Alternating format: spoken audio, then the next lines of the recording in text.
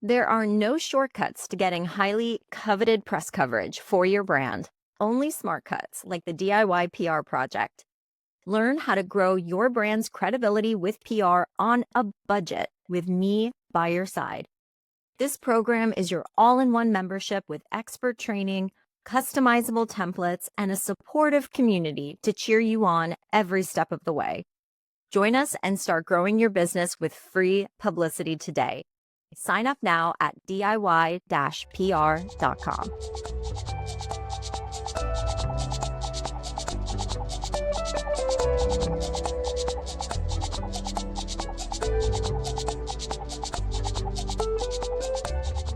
Welcome to the Grow Your Wealth podcast. I'm Rena Goodwin, and today I am joined by Dr. Nicole Garritano to talk about a tool that has been changing lives and businesses, including my own.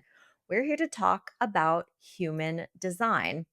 If you've never heard of it, human design is kind of like a blueprint for how your energy is meant to work. It's based on your birth date, time, and place, sort of like astrology, but it blends in other systems too, including chakras, personality types, and even quantum physics. The result, you might wonder, is a personalized guide to how you're wired to make decisions, show up in the world, and lead with less stress and more ease. Nicole breaks it all down in a way that's super easy to understand, too. We talk about how human design can help you become a better leader, how it can help you avoid burnout, and ultimately create a healthier, more aligned life and business. We also dig into the importance of emotional intelligence and trusting your gut and understanding the difference between your soul and your ego, especially as women, where emotions are often undervalued. If you are ready to feel more in flow and less in fight mode, this is a must listen episode. Let's chat with Dr. Nicole Garritano. Dr. Nicole Garritano, it's so wonderful to have you on the Grow Your Wealth podcast. Welcome today. Well, thank you for having me. I know back when we first got connected, all the things you are doing in the world just really intrigued me. So I'm excited to be here as you bring your version of what wealth, right, can really look like for people in the world. So thanks for having me. Absolutely. It is truly, truly my honor. You're someone that I've had a chance to work with. We're going to talk a little bit about that human design in particular, which for a lot of entrepreneurs might still be a mysterious concept. So, for those that are new to this concept, could you walk us through what is human design and how does it actually differ from personality or self discovery tools, say Enneagram, Myers Briggs, that others might be familiar with? Yes, yes. Well, great question. And so we need to set the foundation for our conversation today. So, human design is really a synthesis of five different modalities. So, it's the I Ching, the Chinese I Ching, the Kabbalah or Tree of Life, our chakra energy centers that most of us are familiar with, um, elements of astrology, and then elements of quantum physics. And so, we could do a separate conversation just about each of those modalities. And so, for people that are fresh and new, I won't go into the logistics of each of those, but just know they synergistically work together to help us understand our unique energy that flows through our body. So, human design on a very simple level is just giving us that energetic blueprint. And it's the one that we were born with. And so, great question around those other assessments that are out there, because I love all the assessments. And the one thing I know to be true as human beings, we are all just wanting to know, right? From the time we're a certain age, like, why am I here? Tell me more about myself, right? Everybody loves a good personality test.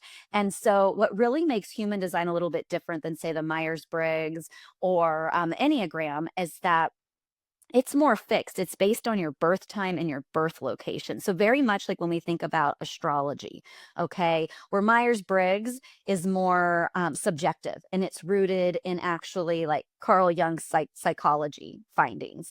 And then the Enneagram is rooted in some of the mysticism of the Sufis, along with elements of psychology and some Christian mysticism. So they all have their own unique slant of how they are assessing information about us. What I always tell people, though, is you're taking an assessment test when you take the Myers-Briggs or the Enneagram. So some of that's very subjective. It's also based on what we've been told about ourselves, whether at home or in a work or team setting. And so many times when we're answering those questions, we may not be answering them from a place of, this is how I really see myself. We answer it from, I've been told this about myself. And so the beauty of human design, at least in my opinion, is that it is the natural energy we were born with. It shouldn't shift or change. And if it has shifted or changed, it's because we've been conditioned in some way. And so it follows you throughout your whole entire life. And as you lean more in to your natural energy, there's a chance that when you take an assessment in the future, your Myers Briggs type could change, your Enneagram number could change. That is super fascinating. I'm a big fan of the assessments, but and we'll get into this a little bit. Human design and the assessment that you did for me was the first time that I felt really seen in a, Mhm. so-called assessment. And you didn't ask me any questions other than where were you born, what time, and the date of my birth as well too. And Mhm. it was freakishly spot I'm still talking about it afterwards. I'm like, I am my life needs refinement. I have been heard. I'm not just like, an insatiable perfectionist. Like this is my energy. This is what I am here to put on this earth. I mean, that's getting way far ahead of ourselves here. But I think that's a really, really good point of clarification. And for those that are also, busy business owners, like those that listen to the podcast, right? You don't have to sit down and take all this time out of your day, right? To take a human design assessment and really such a beautiful concept that we're born with energy that we bring into this world as well too, because as we know, everything is energy. How we spend our time, what we spend our time on, all of these things come back to energy. And whether we're harnessing it to, for good or, hurting ourselves in some way because we're fighting against it and out of alignment. So I love it.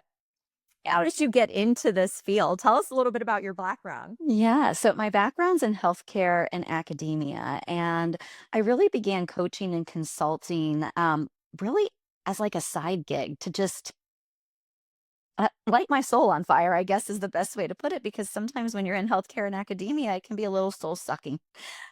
There's a lot of bureaucracy and hierarchy. And so I had started doing some coaching and consulting on my own. And I was in a mastermind group with some other women that were coaches and consultants. And they were all talking about human design on one of our mastermind calls. And I thought, I don't know what human design is.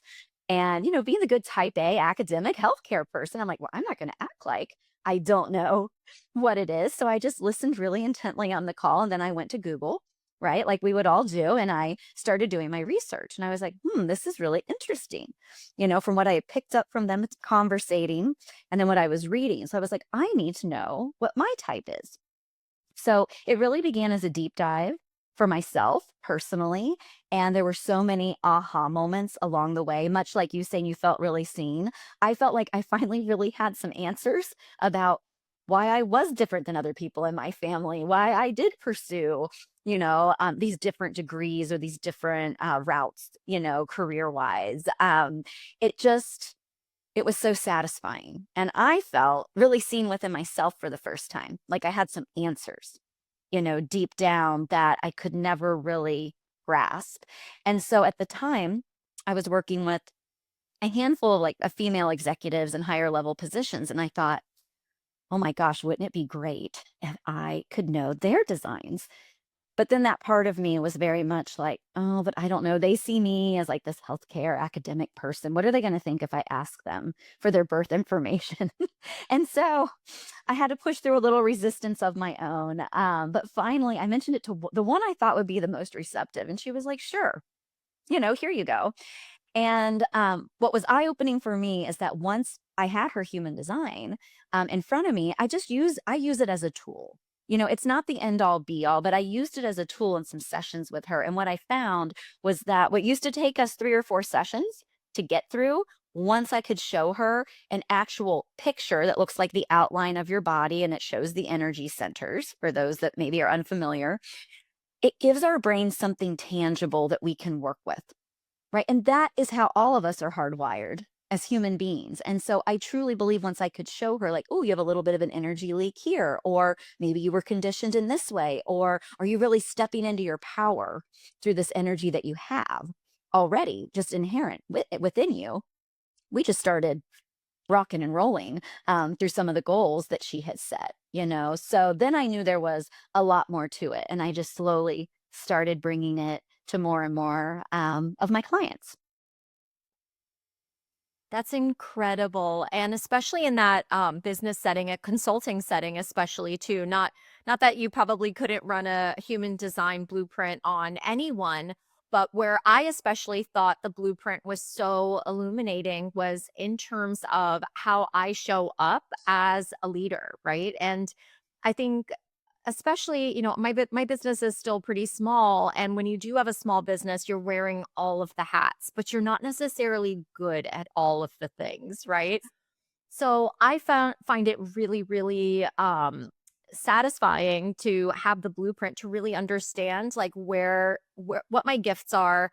It really provided a lot of unlocks for me as well too. Like it's okay that I feel this way about this thing because it's not my zone of genius, or I shouldn't, one of the things that had come up for me was about decision making, which I'd love for you to kind of talk a little bit about too, because specifically about human design for the business leader and for teams also, because after doing my human design, my first thought, I know we talked about this, I've got to get my team to do this because it really does provide that clarity around what our strengths are and where the weak points are. And those weak points are okay. And one of the things that I didn't realize this about myself was that, as entrepreneurs, we're especially, kind of conditioned, like you said, to make very quick decisions. Like time is money, just decide and move on. And that was one of the things that you pointed out to me as far as a place of energy in my body is that like I actually should not be doing that, which is so, so powerful. I felt like, oh my gosh, like I could feel my shoulders kind of relaxing. Like I don't need this pressure. I am putting undue pressure on myself. So yeah, I guess talk to us a little bit about just how human design can really be a champion for entrepreneurs and for businesses, just in terms of leadership as well as team building and just overall like energy flow and success. Yes, yes. So speaking from the leader perspective, what I typically find is that in some industries we've been taught how to be a leader because this is what the leader archetype looks like in our organization. Okay, so that's one thing that's happened to us. In some industries, there is no archetype or framework. People just get thrown in to leadership positions and they're trying just to emulate the person in front of them. And so no one is actually operating from their natural energetic leadership because there is a leadership flow for each of us. But it doesn't mean that you're a servant leader or a transformational leader, or, if you take a leadership class, they're going to say, which one are you? And they're going to try and figure it out. You're actually a combination of all of them, in some form or fashion. And it can be dependent. Our energy changes. If you are a leader of like a 5-person team, you could be super effective. Your leadership may flow to smaller groups. This is something we can see within your design. Other people are designed to lead the masses, so larger groups. Okay. So if they were put with a small group, it would feel really out of alignment. But yet we just give this idea of leadership one definition. You need to go in and lead people. What I like to say is through your human design, we lead ourselves first. It's about our inner leadership. And then when that's in alignment, we're able to ripple out those gifts and talents to the people around us, to the organizations that need us, or to our own businesses.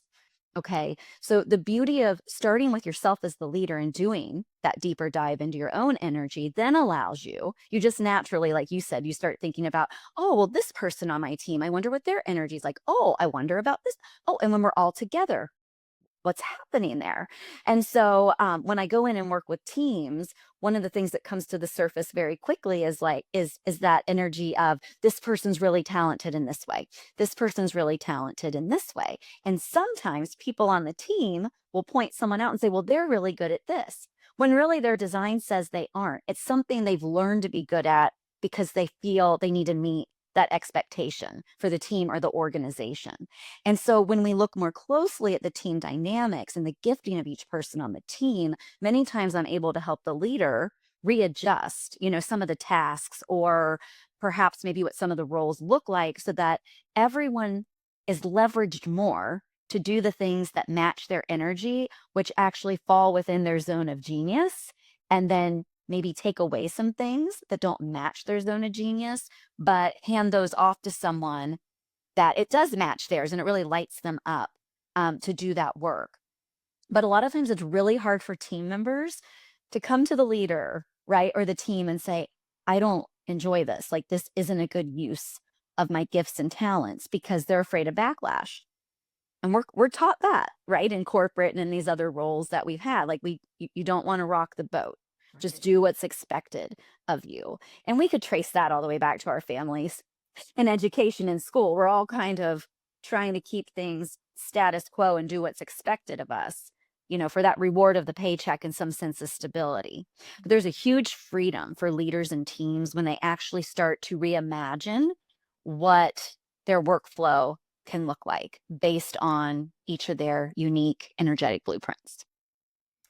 I love this so much, Dr. Nicole, as well, too, because when you think about using your energy for the benefit of not just yourself, but for your company, I mean, could you also sort of classify this as, I mean, this is how we also prevent burnout, right? Because burnout is not just about, oh, I'm working so many hours, but really being in alignment with your energy. I often tell my team, right, that the biggest thing that we have to protect is not just our time, it is our energy because the service that we provide is us. Like we're the service, right? Right. Would you say that energy and alignment in terms of the human design blueprint, there's a correlation there as well too? Yes, definitely. And so you bring up a good point because when we're working with other people, whether we're in an office setting or we're all working remote, we are connected energetically, either around the task at hand, the vision and mission, of the company, the clients maybe that you're interfacing with. So there does become more of this collective energy than within the team. And so you can avoid a lot of burnout when well, as the leader, you can help your staff or your employees avoid burnout when you do understand their energy a little bit better. So for instance, and I know we'll probably go a little bit more in depth, but there's different types in human design. So I'll just high level, since we're on this question, give you some examples. So the 5 types in human design and kind of what their energy is like. So we have manifestors, and those make up about 9% of the population. But manifestors are really here to like light the fire, activate people. They are not meant to work like 8, 10, 12-hour days, but they have all the ideas. They can keep that fire, they can keep people inspired, keep the fire lit. They're like really good cheerleaders and they're really good at informing the rest of the team. And then we have generators, and that makes up about 35% of the population. So generators are here to actually do the thing, like build, create. They have sustainable energy to work the 8, 10, 12-hour days. Okay. And they need to use up their energy. Then we have manifesting generators that are the hybrid of the manifester and the generator. So manifesting generators, they're here to activate people and to work on things, but they're also really good at finding shortcuts, and they like to juggle multiple projects at a time. They have a lot of fast acting energy. Okay. And then we have projectors, and projectors make up about 20% of the population. Projectors are meant to be your wise guides, your visionaries. Okay. Like the right or left hand of maybe the leader. They see the big picture. They have the bird's eye view. They know, like, oh, this person should be here and this person should be here, and the projects need to flow in this way. Okay. But projectors are really only meant to work 3 to 4 hours a day. However, projectors can get about 8 to 10 hours of work done in 3 to 4 hours time. So sometimes they'll get a bad rap because people think they're being lazy or they don't have the same capacity maybe, as the rest of the team, where they've probably gotten all their work done. Now they're trying to help everybody else because we've all been conditioned, right? You need to work the whole time from clock in to clock out. Whereas they're like, well, I got this done. So projectors, it's not that they're lazy. They're actually continuing to develop themselves so they can mentor and guide and lead. And then the last group are reflectors, and they only make up about 1% of the population. But their energy is really to be the evaluator, okay, within a team. And so if we wanted to kind of give a scenario around how these types work together on a team.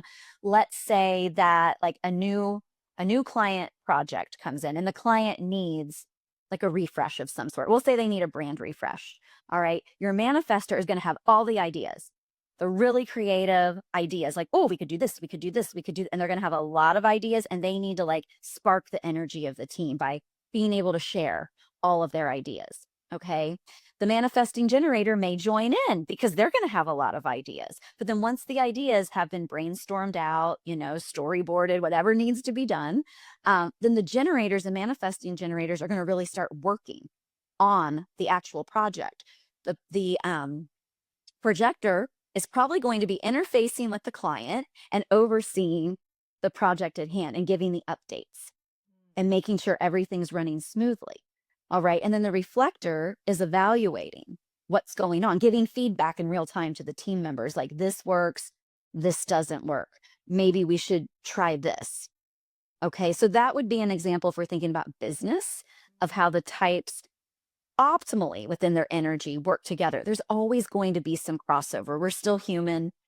We're living in a practical world every day. But if you actually know some of these things about your team, you can position them for success in a whole new way and prevent their burnout. Because if they're positioned for success, they're doing things that light them up every single day. And that's what we all want in our lives. It's just being able to do the things that flow from us very naturally that bring us a lot of joy. Absolutely. Amen to that. I mean, have you ever done an assessment for a team where there was a realization that maybe someone was in the wrong seat for them, right? Like what is your recommendation around that? Because I feel like, if I was to put myself into someone else's shoes, maybe they just don't want to know. Right? Like they're like, things are getting done. Burnout, that's your problem. This is the job you signed up for. How do you, I mean, this is a pretty, I think, a very, very smart, dedicated move with a lot of potential ROI for a business. But just to take that plunge, I mean, this is, it's a little disruptive, Nicole, which I mean, I'm here for, but not everyone is. Right. Right. Well, I will say primarily the companies or small businesses that I work with, the leader is already curious in this way. They have maybe looked at their own human design. So it's not for everybody, right? The Myers-Briggs isn't for everybody. The Enneagram isn't for every business. So it's for the leader that's already conscious enough and human-centered enough in their leadership style that they want to bring this as personal development, professional development to their team.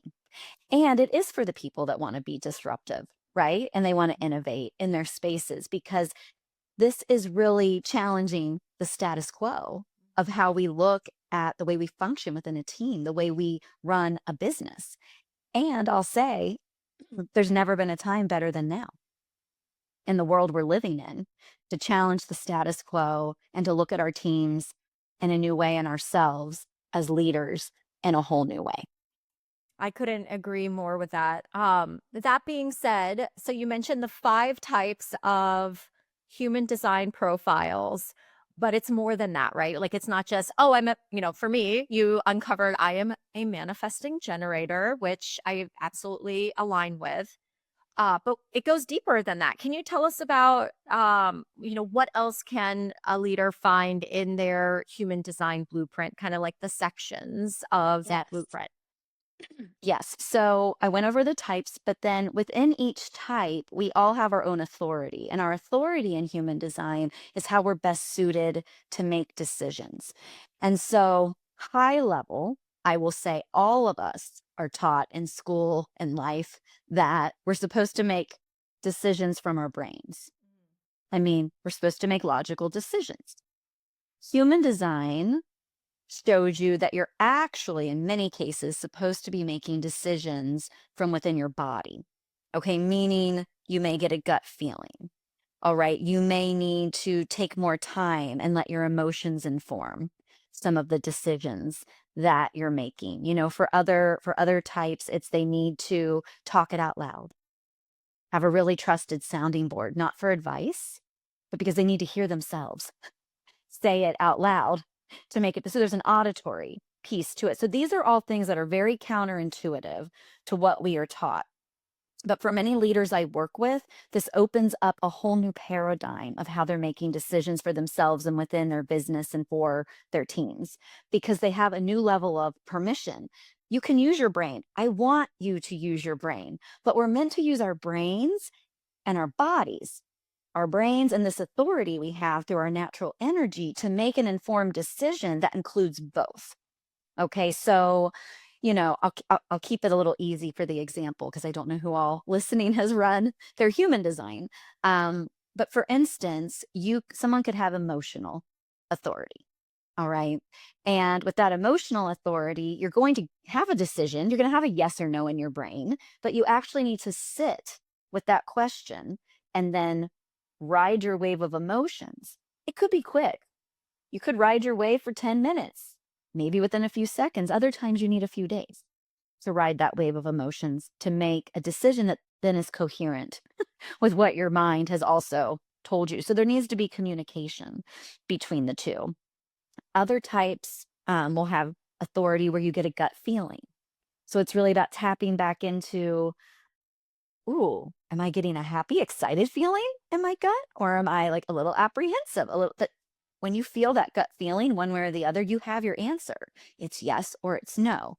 And then even if your brain is challenging that yes or no, you have to follow through on what your gut told you. So for a lot of my clients, when they struggle with this, I say, you know what? Let's use the brain. Make a list of all your pros and cons. Dump it out of your brain. Your brain loves it when you dump it all out. Then sit with that list and drop into your body and notice, what does my body say about each of these things?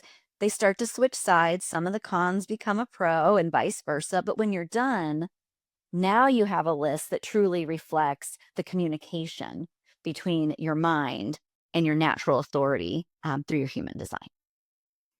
That is so powerful, Nicole, and I can't help but think to myself as much too, how many women especially need to hear this, right? Because again, speaking of conditioning, this is the a complete opposite of what we're told, right? Like women can't lead, they're too emotional.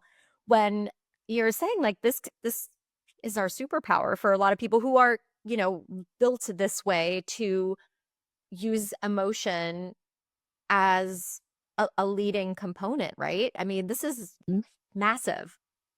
Yes.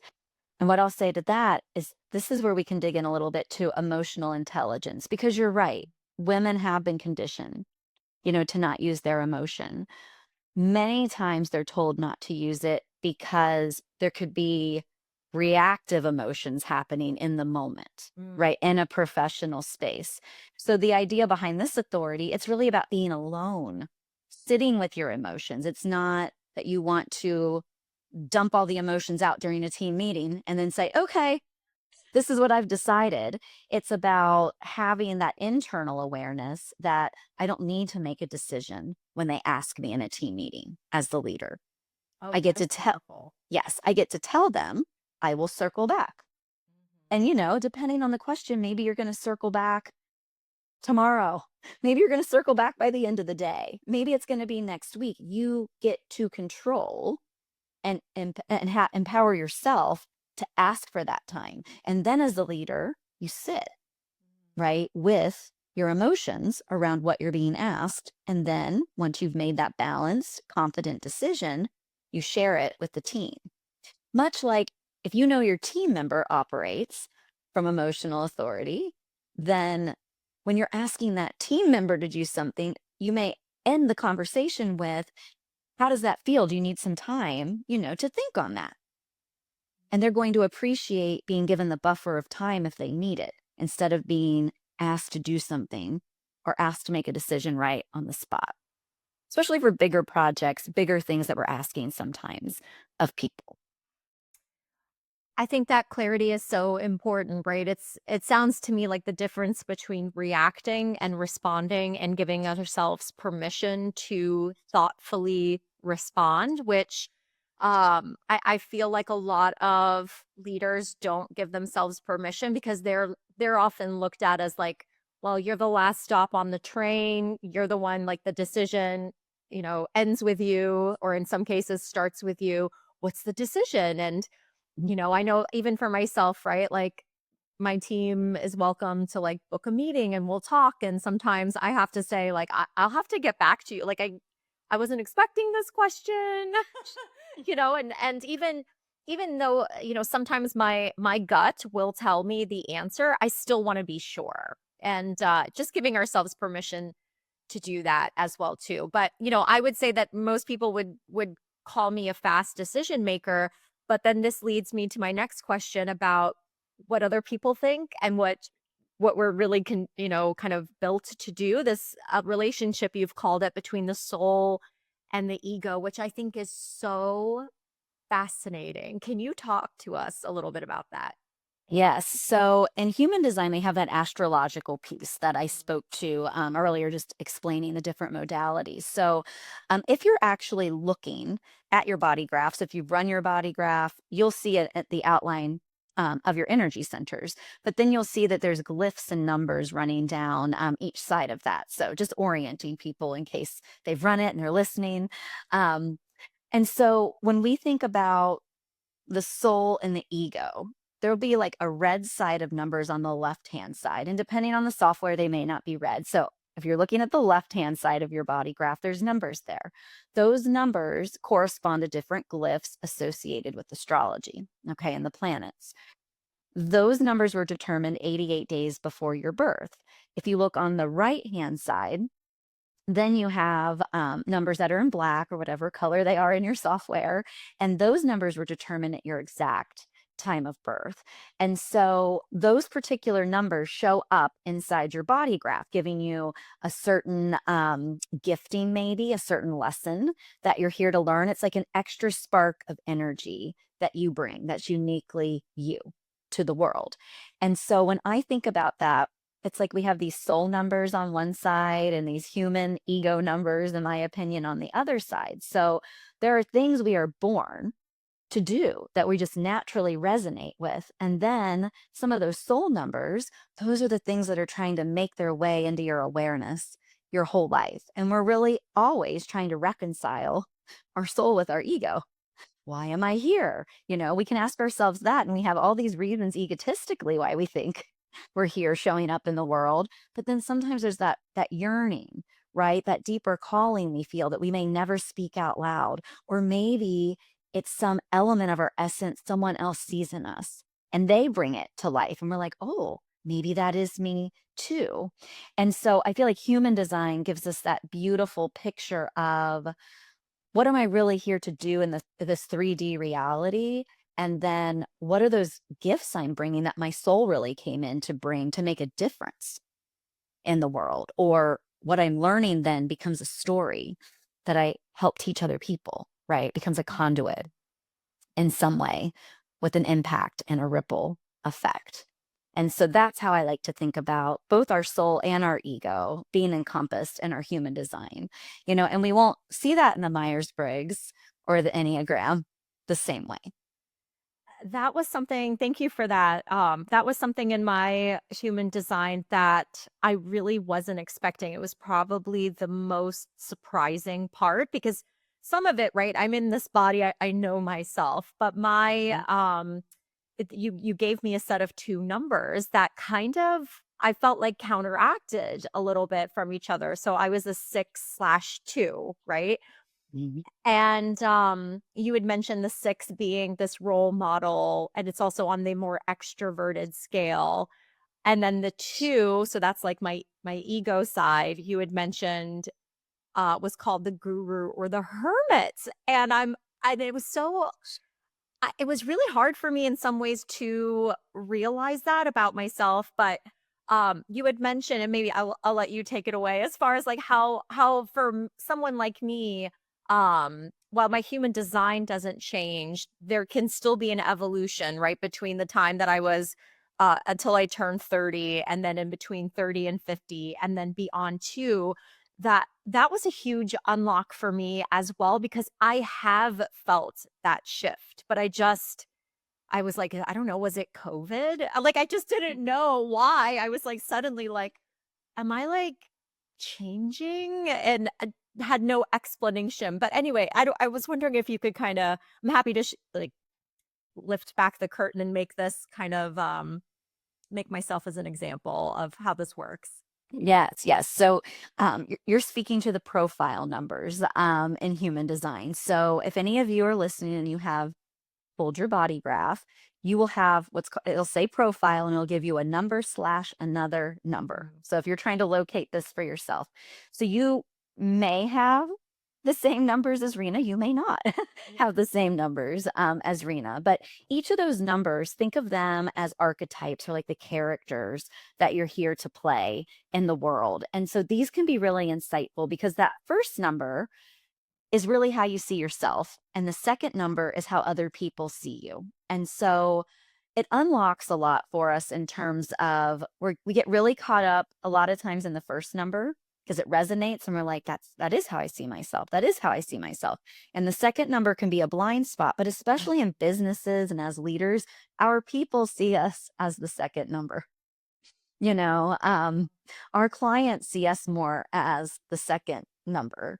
And so we're really doing ourselves a huge disservice if we don't dig a little more deeply into that second number. But to circle back and answer your question, so she's a 6/2 in her human design, Rena is. And so that 6, yes, it very much has, it's the role model or the Buddha, and it has 3 distinct phases to your life. So it is one that's really different than all the other archetypal profile numbers. But it makes sense for you that you did hit that period between 30 and 50 where you're meant to be honing in on your craft, right? You're meant to be really taking all the experiences, all the education that you've had, and then creating something new. Or for you, if you're a manifesting generator, lots of new things. It's like a percolation stage, right? You're recalibrating, you're percolating, you're playing, you're creating. Some things will fall away, some things will stay. That's where you are right now. So it is funny, it just happened, right? Near COVID, that you were shifting into this other age range, you know? And so for you, it felt like this is a huge internal shift. What's going on? It's probably just because we've all had to go indoors. I've had to be more reserved from other people, right? Like we were all contemplating life in a new way, you know, when we were in being shut down like that. But for you, it was also very much in line with your design. So in Mhm. some ways, what a gift, right? If we had to look at that through a different perspective, what a gift that as you were transitioning into this next phase of your profile, it actually was a time where the whole world was going more internal for a Yeah. period of time. I didn't hate it. For Yeah. a while I was like, cool, yay, I can like nest and stuff. What a dream. Um, Yes. that's super interesting. But I have another question for you, Mhm. and if you have a few more minutes. So you mentioned what is my purpose on this earth, and it brings me to sort of the cherry on top in the human design blueprint of your life theme. Can you tell us about the life theme? Are there infinite numbers of life themes, or are they like, obviously I share the same as somebody else, right? How how does that kind of fold into this mix, or I guess maybe another way to phrase this, Nicole, is the life theme the same as the life purpose? Like, what is the relationship there? Yes. So in human design, it can be called a life theme or your incarnation cross. Okay. So incarnation cross is thrown around and it sounds a lot fancier, but really it does come down to what is your purpose. It gives you what your energetic purpose is. And, I always say, I have so many clients that like get to that part and they're like, I've just been wanting someone to tell me my purpose. And it's actually an overarching energy that you bring, that you've been bringing since birth. And if you've been disconnected from it, as you learn more about it, it's an invitation to step back into it and remember, right? This is a deep remembering human design. We're remembering who we are and what we came here to be. But the life theme or incarnation cross, that information is really taken from when I talked about the glyphs before on each side, the two top positions on each side, one is the sun and one is the earth. And so it is a combination of those four energies, the soul side, sun and earth, and then the ego side, sun and earth, and then this incarnation cross is created. So there's over 90 incarnation crosses. So you're exactly right. Someone else can have the same incarnation cross as you. But I will say the way they show up in the world and express it is what's different because we're all unique individuals at the end of the day. And their particular makeup and the other areas of their design could look very different. So you're a manifesting generator with that refinement life theme. A projector could have your same life theme, and the way they're going to show up and express it would be totally different than you as a manifesting generator. Okay, so Mm. that's where that energy really comes from, or those positions. And so it's important to point that out because the astrology piece of that is that typically, we have a sun sign, and then in human design, we have these energetic numbers with meanings of their own that are in the sun position. But the sun is always what we're headed towards. We feel drawn to the sun, right? To the light. But that earth, the energy of the earth is what's grounding us back in and creating a natural tension. Because if we made it all the way to the sun, we'd burn up. So we need this natural tension. So sometimes when you learn about your life theme, there are areas where it feels there's a little resistance, there's a little pull there. And that's natural because as you're fully stepping into that purpose and exuding it everywhere you go, you need something that grounds you back in. And so sometimes, even in the meanings behind them, you'll feel like a push and a pull as you're reading through, your own. But yours, for instance, since we did your session, yours is all about refinement and finding the beauty, everywhere, cleaning things up, making things tidy, perfecting the things that need to be perfected because it really brings beautification. It could be to a space, it could be to yourself, it could be to another person. I think when we were talking, we used the example of the work you do with clients. Like you're beautifying their brand, you're making it more beautiful to them. Maybe something they thought just wasn't as beautiful, as worthy, as tangible, as attractive to other people. You're like, "Oh, no. No, this is wonderful, and these are the elements that really work, and these are the things we can add in." So, you're doing it with clients. You probably do it, with your children, like showing them the beauty Mhm. in things when maybe things seem messy, or helping them, see that, well, that toy broke, but oh, now look what the pieces make. It's wanting to bring that to everyone you're around, and you're not consciously thinking about it. That's the idea of the life theme. You're just bringing that natural energy. So that's why it is your purpose, because no one else can show up like you and show us the beauty the way you can.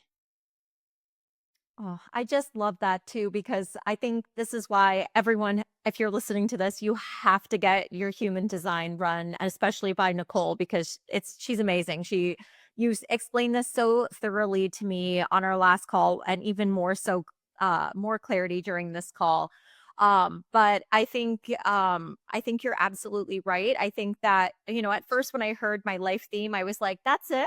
Like, that's what, like, I'm like, oh God, I'm just here to like clean up and make things pretty. Like, it just didn't feel at first. But then as you started to explain it, because I know there are like those like, human design generators online, which just don't give you the full picture, right? Like that's why I Mhm. think sitting down with someone like you is so important, because you can really talk through how that shows up in that individual person's life. And you make such a good point about the astrology component, because I did see some overlap with my sun sign, which is I'm a Leo. But it was totally different at the same time. Like I know, like you're telling me I'm here to refine the world, right? I know some Leos that are like total slobs. You know what I mean? So it's just that's not we're not all the same, and I think that that's one of the really powerful things about human design is it really gets into the nitty-gritty of not just who you are, but maybe a little bit, dare I say, about who you're really meant to be, like in your full self, in your full power. And I just found it so, so empowering. So thank you for that.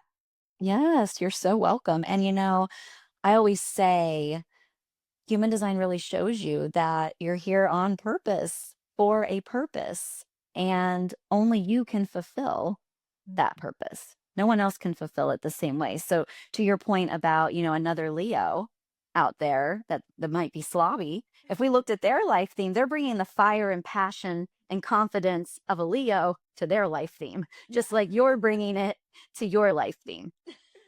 Totally makes sense. Yeah, I'm related to a lot of Leos, and my mom, she's a Pisces, so she's like, God, these fire signs, it's just like cannot handle. Too much. It's too much energy for me, and it's so funny because I'm like, I have like nothing in common with these other Leos. Maybe passion, but as we know, that shows up in different ways. So a good point of clarity, like get the full picture, is so important. Nicole, how can people find you and get in touch with you?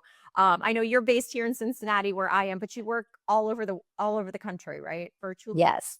Yes, I see a lot of clients virtually, and I do things locally as well. The best ways to find me on LinkedIn, you can just look up Dr. Nicole Garritano. You can find me on Instagram at Dr. Nicole Garritano. And I'm always open for private messages on either of those platforms to answer more specific questions. So please, please, please, if this has sparked your interest, reach out. I'd love to connect. Oh my goodness. Absolutely. Run and go do it. Thank you so much, Nicole. It was a pleasure. Thank you for having me. Thank you so much for listening. I hope this episode deposited some useful advice and insights to help you grow your wealth. If you enjoyed today's episode, be sure to subscribe so you don't miss any future conversations. You can find more resources, episode details, and updates at growyourwealthpodcast.com. And let's keep the conversation going on Instagram. Follow me at Grow Your Wealth Podcast. I'd love to hear your thoughts, questions, or takeaway from today's show. Until next time, remember, burnout is optional. Take care, and I'll see you next week.